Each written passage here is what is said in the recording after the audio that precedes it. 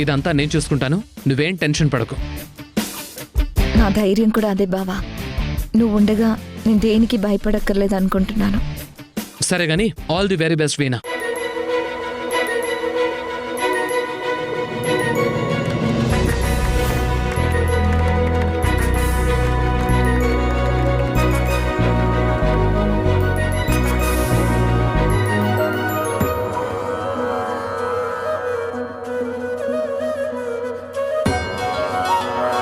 సరే మరైతే బయలుదేరుతాను.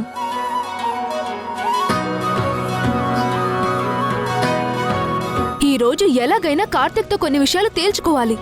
వీణాకెందుకంత ఇంపార్టెన్స్ ఇస్తున్నాడో అడగాలి.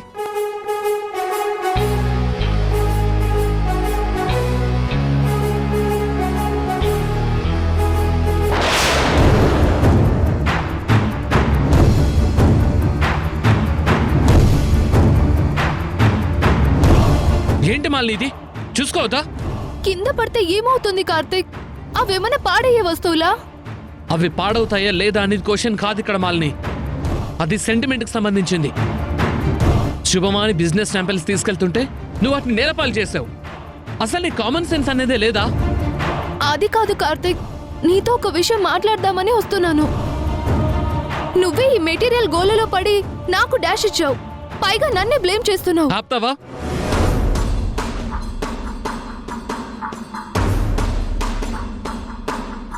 అయినా డెలివరీ బాయ్లా ఇన్ని శాంపిల్స్ పట్టుకెళ్లడం ఎందుకు?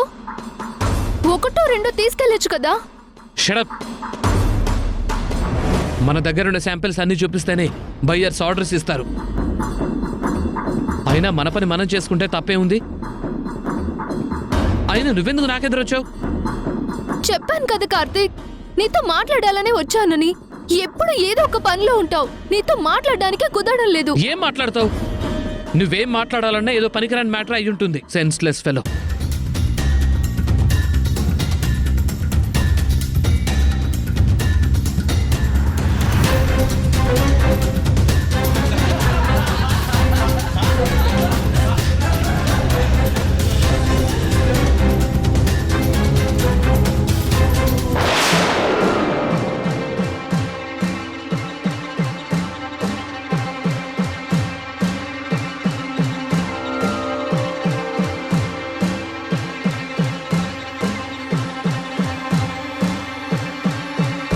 చెప్పండి సిద్ధాంతి గారు, నా కూతురికి సరిపడే జాతకం ఎవరిది?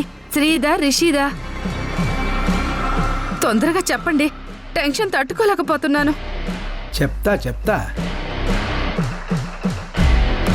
ఏంటండి ఇది?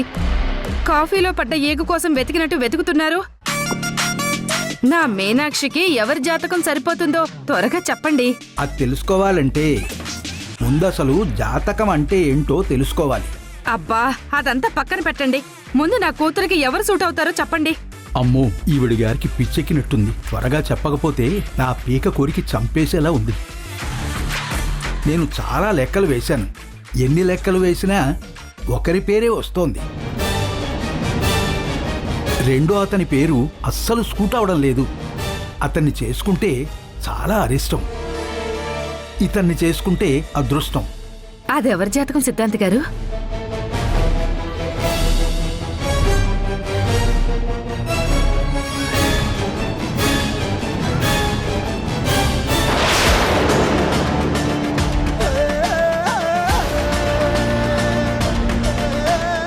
నిజమా సిద్ధాంతి గారు? ఇతన్ని చేసుకుంటే మీ అమ్మాయి లోక్నాథ్ని మించిన కోటీశ్వరరాలవుతుంది. సరైన వాడే అల్లుడవుతాడని సూచించారు. నాకు చాలా ఆనందంగా ఉందండి. శ్రీహే నా అల్లుడు.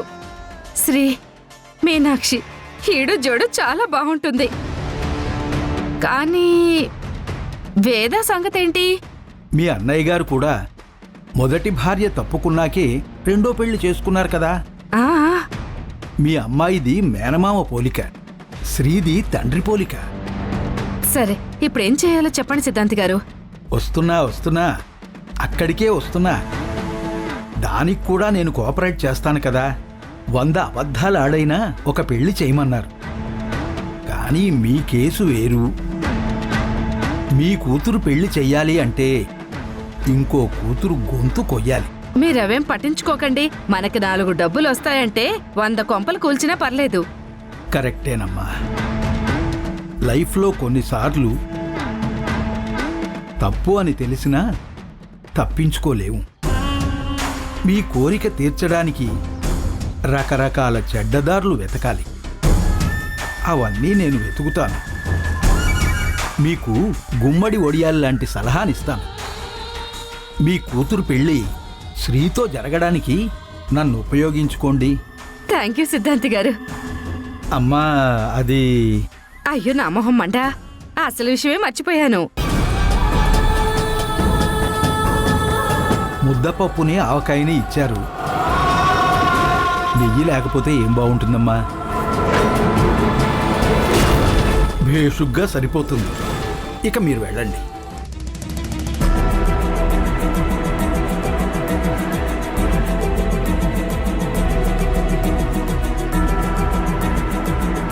వెళ్ళొస్తాను సిద్ధాంతి గారు.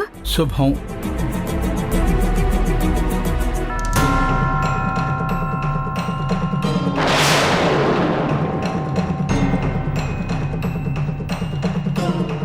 బాగుంది. అంతా రికార్డ్ అయింది. సాక్ష్యానికి పనికొస్తుంది.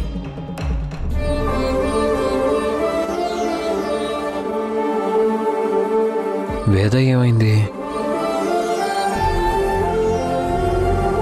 హే, నువ్వు వడ్డిస్తున్నావు ఏంటి? వేద మేడం ఎక్కడ? వేద మేడం రానన్నారు సార్. మిమ్మల్నే భోంచేసేయమన్నారు. వేద రాకపోవడం ఏంటి? ఏమైంది? వేదా, వేదా!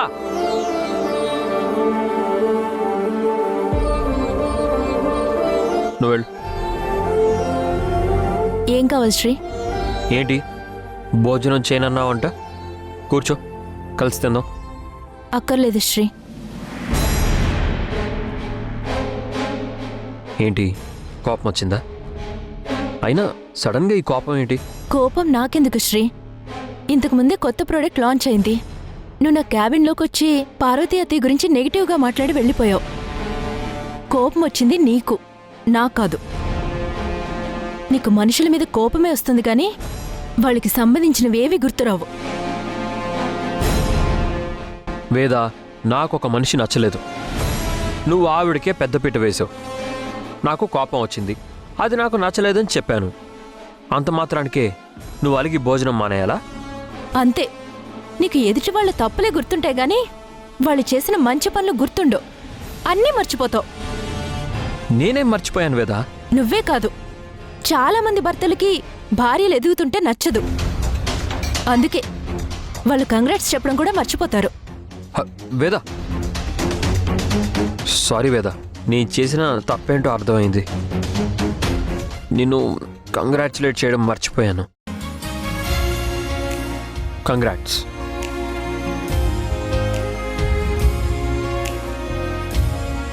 నీ కొత్త ప్రోడక్ట్ గ్రాండ్గా సక్సెస్ అవ్వాలని, నువ్వు బిజినెస్లోనే కాదు లైఫ్లో కూడా ఎంతో ఎత్తుకు ఎదగాలని కోరుకుంటున్నాను. It's your loving husband. నీ కంగ్రాచులేషన్స్ ఏవి నాకు అవసరం లేదు.